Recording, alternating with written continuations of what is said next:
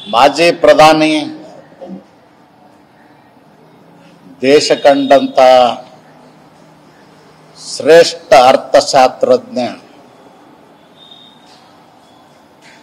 ಮನಮೋಹನ್ ಸಿಂಗ್ರ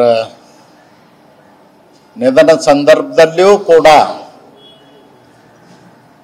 ಕಾಂಗ್ರೆಸ್ನವರು ರಾಜಕೀಯವನ್ನು ಬೆರೆಸಲಿಕ್ಕೆ ರಾಜಕಾರಣವನ್ನು ಮಾಡಲಿಕ್ಕೆ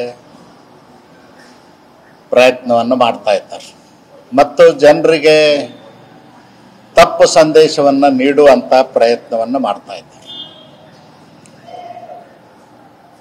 ಈಗಾಗಲೇ ದೇಶದ ಪ್ರಧಾನಮಂತ್ರಿಗಳು ಮತ್ತು ಭಾರತ ಸರ್ಕಾರ ಮನಮೋಹನ್ ಸಿಂಗ್ ಅವರ ಸಮಾಧಿಗೆ ಸ್ಥಳವನ್ನ ನೀಡ್ತೀವಿ, ಅವರ ಸ್ಮಾರಕವನ್ನ ಮಾಡಲಿಕ್ಕೆ ಅಂತಕ್ಕಂಥದ್ದನ್ನ ಹೇಳಿದ್ದಾರೆ. ಆದರೂ ಕೂಡ ನಿಮಗೆ ಉಬ್ಬಿದ ರಕ್ತನಾಳ ಅಂದ್ರೆ ವೆರಿಕೋಸ್ ವೇನ್ಸ್ ಸಮಸ್ಯೆ ಇದ್ದಲ್ಲಿ ಫ್ರೀ ಡಾಪ್ಲರ್ ಸ್ಕ್ಯಾನಿಂಗ್ ಗಾಗಿ ಹಿಂದೆ ಭೇಟಿ ಕೊಡಿ ಏವಿಸ್ ಆಸ್ಪತ್ರೆಗೆ. ಮನಮೋಹನ್ ಸಿಂಗ್ರಿಗೆ ಅವಮಾನ ಮಾಡಿದ್ರು ಅಂತ ಕಾಂಗ್ರೆಸ್ನವರು ಬೊಬ್ಬೆ ಹಾಕ್ತಾ ಇದ್ದಾರೆ.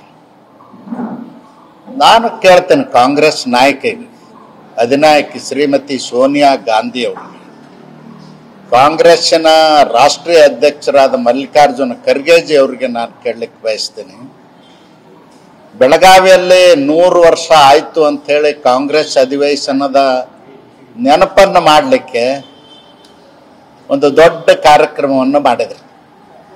ಆ ಕಾರ್ಯಕ್ರಮದಲ್ಲಿ ಎಲ್ಲಾದ್ರೂ ಮನಮೋಹನ್ ಸಿಂಗ್ರದ ಒಂದು ನೆನಪು ಮಾಡಿದ್ರ ಅಥವಾ ಮನಮೋಹನ್ ಸಿಂಗ್ರದ ಫೋಟೋ ಹಾಕಿದ್ರ, ಅವರು ಗೌರವಿಸಿದ್ರ, ಅವ್ರು ಸತ್ತ ಮೇಲೆ ರಾಜಕಾರಣ ಮಾಡ್ಲಿಕ್ಕೆ ಮಾತ್ರ ಅವ್ರ ಹೆಸರನ್ನ ಬಳಸ್ಕೊಳ್ತಾ ಇದ್ದೀರಿ ಹೊರತು ಇರದಿದ್ರೆ ಅವ್ರ ಹೆಸರು ನಿಮಗೆ ನೆನಪೇ ಆಗ್ತಿರ್ಲಿಲ್ಲ.